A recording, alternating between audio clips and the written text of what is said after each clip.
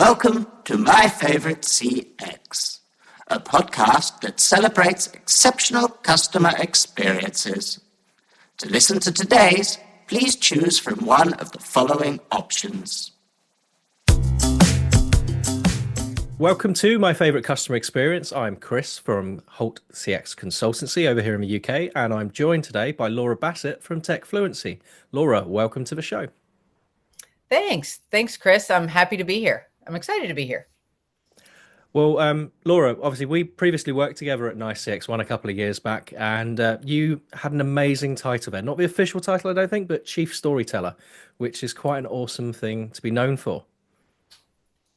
Yeah, that was, that one came to me from someone else. And I think it truly stemmed from helping people understand what could happen in customer experience from giving them true stories of what had been done and why it mattered to other customers. And I think that's a massive thing, having come from the technology sector, of like relaying the features into actual business value and real value to people. That's something that we, coming from a pre-sales background, we sometimes forget or struggle with. Yeah, it absolutely is. And there's definitely an art to understanding the technology, but not having that be the first thing that drives the conversation, right? That first thing that drives the conversation is, why does it matter? Right. And that's where it's definitely about the experience that is delivered. But what does that really do to benefit the company that's focusing on customer experience and help them understand the value of delivering the top-notch CX? And after your time at Nice, you took a sideways step, or a completely different step even, and went into setting up your own fractional CMO practice towards the end of 2024. So what was that like, moving from the corporate world into doing your own thing? You know, it's great. Honestly, it gives me the ability to focus directly on solving the problems for the different organizations without getting caught up in what I might call the day-to-day or the sidebars that in many cases, and no offense to corporate America, but that this is what happens, right? Or corporate world. But it really enables the diligence and focus to get the strategy put in place and the execution plan put in place without all the different distractors that come with the full-time aspect. And so, when done right, I've been able to work for a company as a fractional CMO for 10 hours a week, but when done right, they feel like you're there full time. But there's not all the wasted expense sitting in the extra meetings or, the non-productive. Every meeting is a productive conversation. So you get in there, understand the brief, get the job done, get out before you're brought into the various different briefings through the day on things that actually don't necessarily drive what you do. That don't add the value to what you're trying to deliver for the business. You are 100% focused on the results and the activities to get to those results. And that's what then I would do as I lead a team, where there are probably a mix of full-time employees for that company or contractors or agencies, whatever might be the right mix for them. But, I'll go in and we'll have a working session, a couple of stand-up meetings, make sure everybody's on track, everybody knows what they're doing, and we'll move it forward, right? And it's all about, what are the objectives that we're trying to achieve in this quarter's plan. And I guess marketing has for a long time been very closely aligned with customer experience, and ideally they should be very intertwined. And obviously with your experience in customer experience as well, what are you seeing that's exciting you at the moment in that area? I'm actually really glad that you brought in that tie-in. There is such a connection between marketing and customer experience, because really, what are we doing in marketing? We're trying to gain new customers. And how do we gain new customers? By selling them on the fact that we deliver a great product and a great customer experience, and we deliver them value, right? and in some form that they're looking for to do business with us, right? And so there's such a connection between that customer journey and the marketing that a customer does to actually recruit those customers, their clients, right? Some of the things that I see going on out there today. So I'm, obviously you can't address what's going on out there today without saying AI, right? But I don't think that I don't think it's all encompassing, meaning that's not the only part of the experience. But I do think that what we're going to see is the advancement of that AI agent, where, for example, this year in 2025, there's so many options now. I mean, heck, we can have our own little AI assistant as workers in a company, right? But there's a lot of advancements where companies are able to put together a very human-like experience to deal with the initial engagement with their customer. And there's a much higher level of comfort in the consumer world to actually use those tools. And so, I just really think we're going to see a lot happening to complement and extend what our agents are doing. But I still think it's the same story. We're not going to get 100% of our inquiries solved by that AI, right? And I also think the other big play that we're seeing is understanding that experience, right? Understanding what the customers are doing, what's working, what's not, and quickly making changes. I actually see several companies out there recognizing that they've got,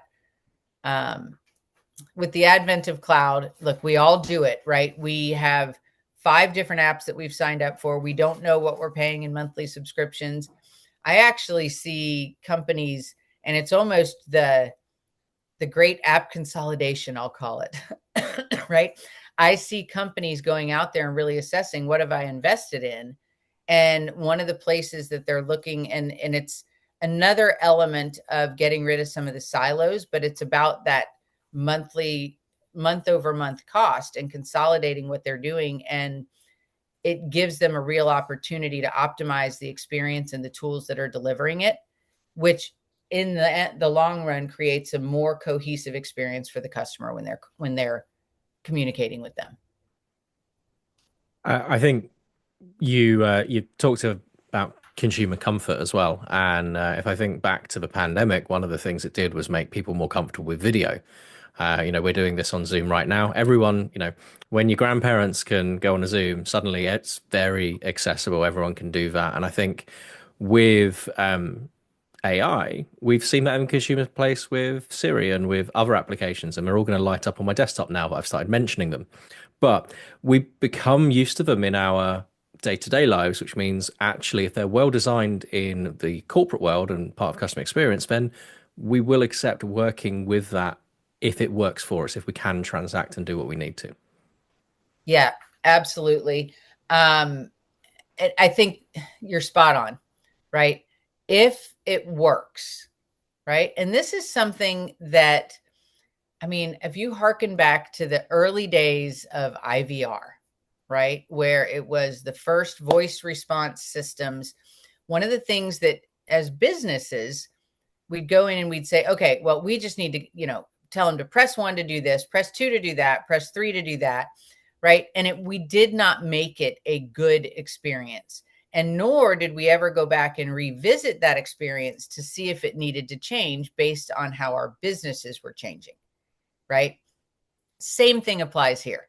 If it doesn't work, I'm not going to use it, right? And I don't think I'm that much different than the rest of the population that is not going to stand for working with an AI agent or a system or whatever it is that doesn't make it easy for them to communicate on their end, that doesn't understand what they're saying, right? And even if it doesn't, then go ahead and get them to the actual person, right?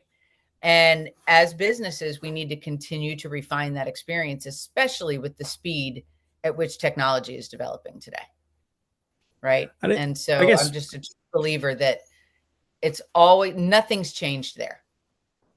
and I guess as well, the human agent as well. If the human can't solve it, then they're also still no good. It's just there's a human instead of AI there. You still find yourself escalating up and up through different channels potentially if the human can't help you. And it still should be the tools and the empowerment that we're giving that human, right? If we don't give them the tools and the authority that they need, the autonomy that they need to help the customer to the degree that they know it's a merited question, right? They're not being swindled or something like that, right? But to the degree that it's the right thing to do for the business and the customer, we need to empower those humans that people are actually ultimately getting to do the right thing, to do the right job, right?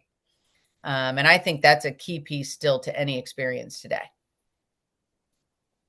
I think that's quite a fundamental and probably a good point for us to also go to a short break. So we'll pop our listeners on pause. We'll pop them on hold actually, and they'll listen to some delightful hold music, and then we'll come back and let's hear a bit more about one of your favorite customer experiences. So we'll be back in just a short break.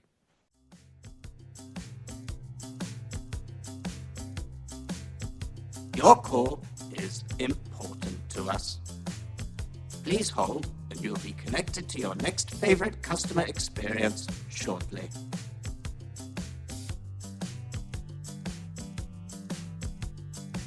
Welcome back to my favorite customer experience. I'm here with Laura Bassett from Techfluency today. And Laura, can I dive into one of your favorite customer experiences? So why don't you tell us about the customer experience? Yeah. The one that really comes to mind for me, we do everything through apps now, right? We have our card in the app. We can load that card. We can go through the drive-through.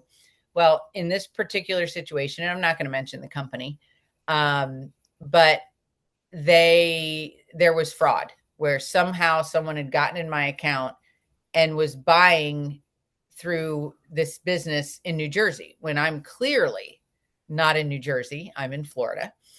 To me, it was clear, right?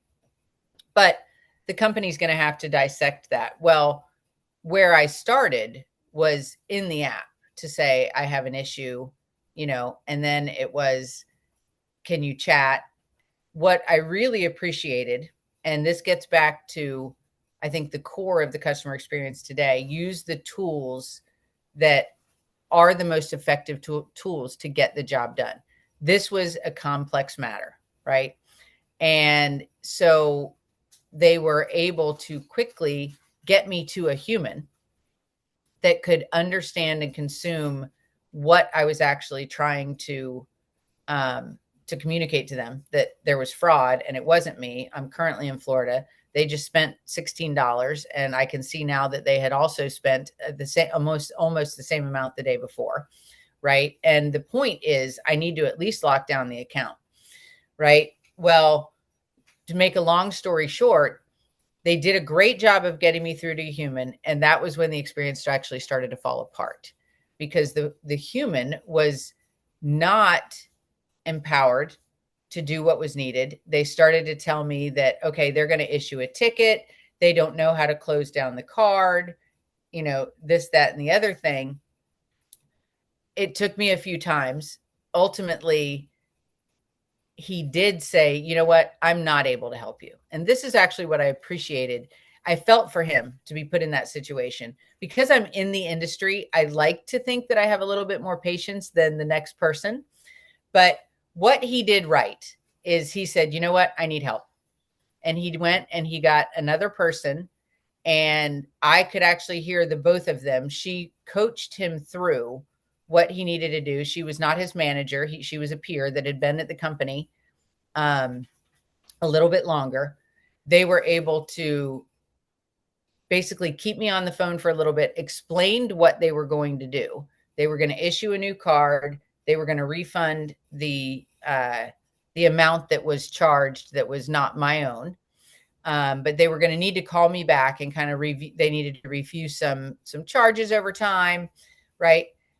And so then I was like, okay, I'm a little bit nervous. I'm gonna hang up with you, and this is actually going to get done. darn if they didn't call me back about 10 minutes later.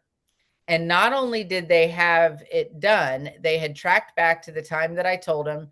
They had changed my card number, associated it with my current account, had a credit in there for the amount that was the fraudulent spend.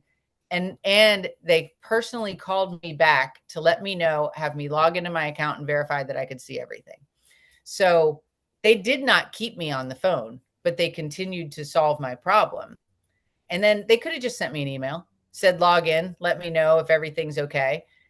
But they called me back because that was the source of which we'd had a live conversation, and they could tell that I was a little bit concerned that someone was spending my money, right?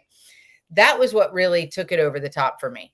I did not have to continue to sit on the phone for the 20 minutes, 10 minutes, whatever it was that they did that.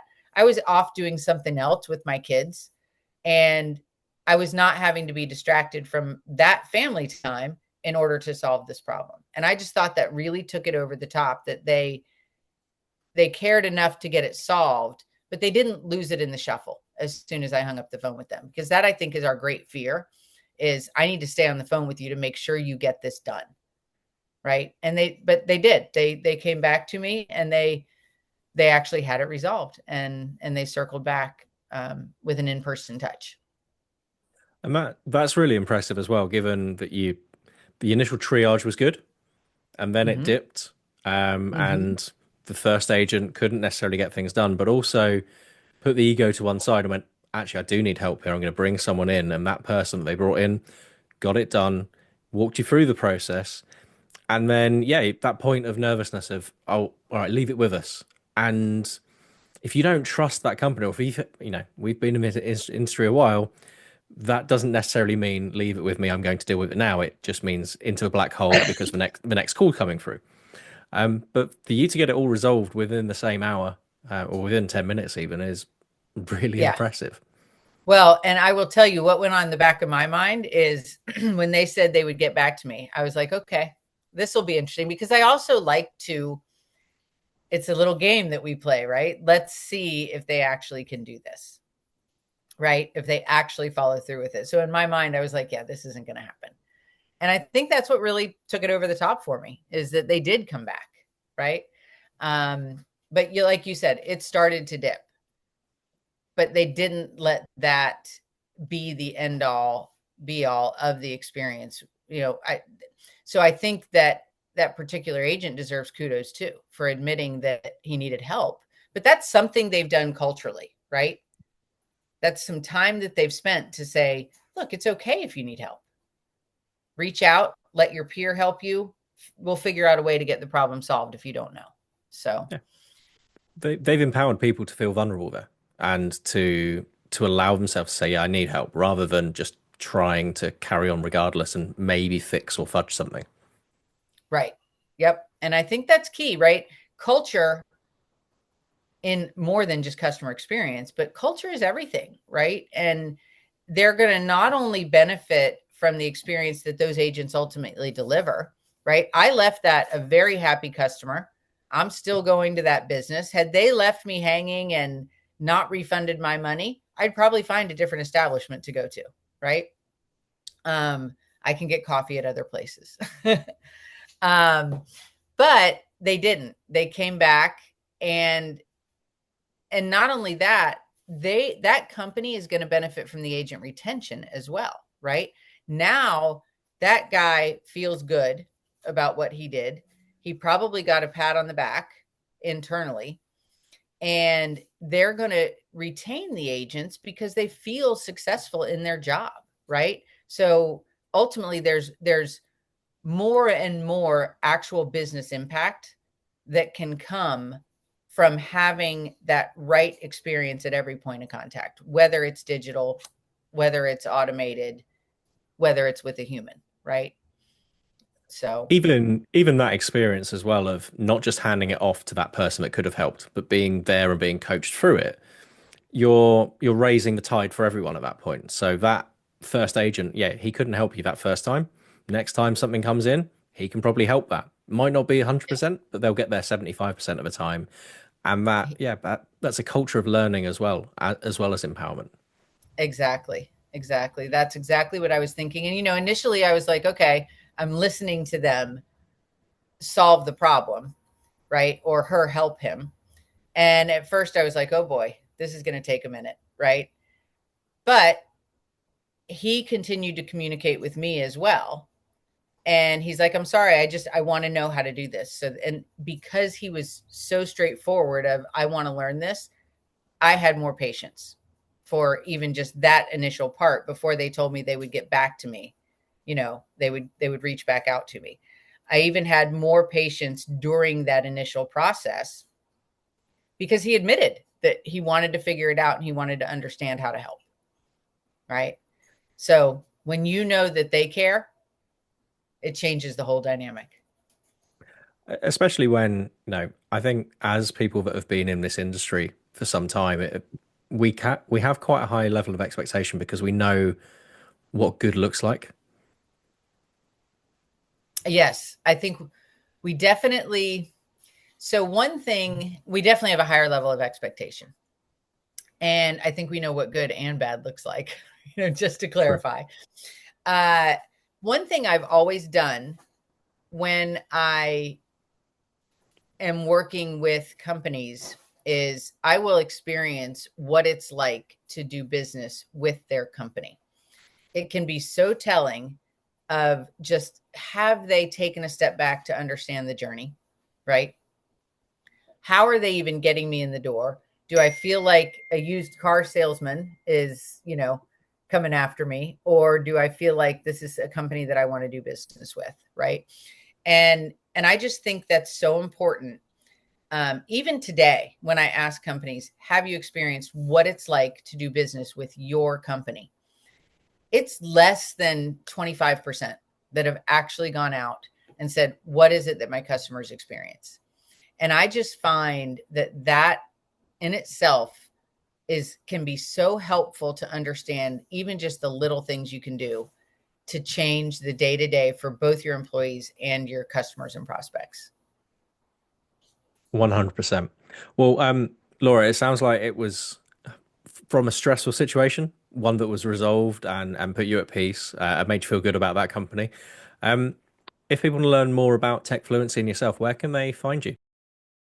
Sure. So, well, I'm definitely out there on LinkedIn, Laura L. Bassett, but I also have a website, techfluency.biz. And so I would welcome, we can talk about marketing. We can talk about customer experience. I like I said, I think there's a great intersection point between the two.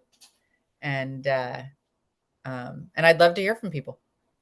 Awesome. Well, Laura, thank you very much for joining us, and thank you all for listening and tuning in. We'll see you next week on My Favorite Customer Experience. Thank you for listening to My Favorite CX. Your listenership is important to us. On your keypad, please press the number between 1 and 5 to rank how much you've enjoyed your experience.